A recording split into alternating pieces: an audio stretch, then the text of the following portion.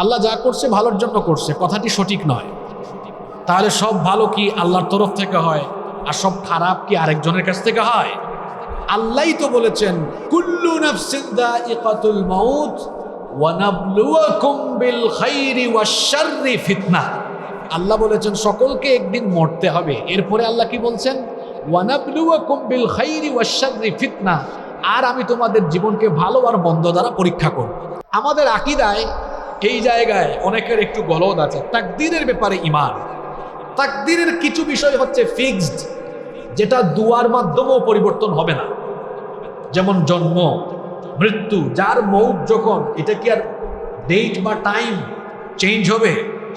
কিছু তাকদীর দোয়া দিয়েও পরিবর্তন হয় না, এটা ফিক্সড। কিছু বিষয় আছে আল্লাহর কাছে চাইলে এটা আল্লাহ কি করে দেন? পরিবর্তন করে দেন। তো তাকদীরের ব্যাপারে ঈমান থাকতে হবে। আমাদের মধ্যে কাউকে কাউকে এটা বলতে শোনা যায়, হ্যাঁ, যে আল্লাহ যা করছে ভালোর জন্য করছে। এই কথাটি সঠিক নয়। আল্লাহ যা করছে ভালোর জন্য করছে, কথাটি সঠিক নয়। তাহলে সব ভালো কি আল্লাহর তরফ থেকে হয়, আর সব খারাপ কি আরেকজনের কাছ থেকে হয়? আল্লাহই তো বলেছেন, কুল্লু নাফসিন যায়িকাতুল মাউত ওয়া নাবলুয়াকুম বিল খাইরি ওয়াশ শাররি ফিতনাহ। আল্লাহ বলেছেন সকলকে একদিন মরতে হবে। এরপরে আল্লাহ কি বলছেন? ওয়া নাবলুয়াকুম বিল খাইরি ওয়াশ শাররি ফিতনাহ, আর আমি তোমাদের জীবনকে ভালো আর মন্দ দ্বারা পরীক্ষা করব। তাহলে ভালোও আসে কার পক্ষ থেকে, মন্দও আসে কার পক্ষ থেকে? এই দুটো বিষয়ই আল্লাহর পক্ষ থেকে আসে, এবং এটা আল্লাহ দেন পরীক্ষার জন্য। ২৬ সাল ভালো, ২৭ সাল খারাপ। ভালোর পরে একটু খারাপ আল্লাহ দিয়েছেন, আল্লাহ দেখেছেন আপনি ধৈর্যশীল কিনা, আল্লাহর উপর তাওয়াক্কুল করেন কিনা। ব্যবসায় খুব লাভ হয়, হঠাৎ করে খালি লস যায়, আল্লাহ দেখেন লাভের সময়ে যেমন আপনি সন্তুষ্ট থাকেন, লসের সময়ও আল্লাহর উপরে সন্তুষ্ট থাকেন কিনা। একজন ইমানদার সুসময়েও ডাকবে আল্লাহকে, দুঃসময়েও ডাকবে কাকে? সর্বাবস্থায় আমাদের অন্তরে যার জিকির জাগ্রত থাকবে, সকলে মহব্বতে বলেন তো তিনি কে?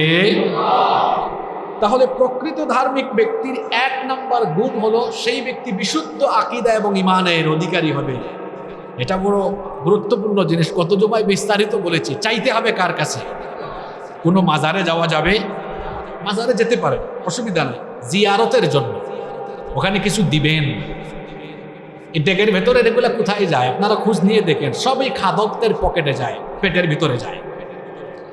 মাজার জিয়ারতে তো আপনাকে আমরা নিষেধ করি না। আল্লাহর কোনো ওলি থাকলে তার মাজার জিয়ারত করে আপনি যান, অসুবিধা নাই। ওখানে আপনি যে পয়সা দিচ্ছেন, ওখানে যে আপনি হাঁস মুরগি ইত্যাদি দিচ্ছেন, এগুলো মাজারের পীর সাহেবের ভাগে যায় না, এগুলো খাদেমদের ভাগে যায়। এজন্য এই টাকা পয়সা, মুরগি হাঁস, এগুলো হাঁস মুরগি মাজারে না দিয়ে আপনার আব্বা আম্মাকে হাঁস মুরগি জবাই করে ওইটা রান্না খাওয়ান। আব্বা আম্মা যদি এটা খাইয়া একটা হাসি মারে, মুচকি হাসি মারে, আল্লাহর আরশ আপনার উপরে খুশি হয়ে যাবে। সুবহানাল্লাহ।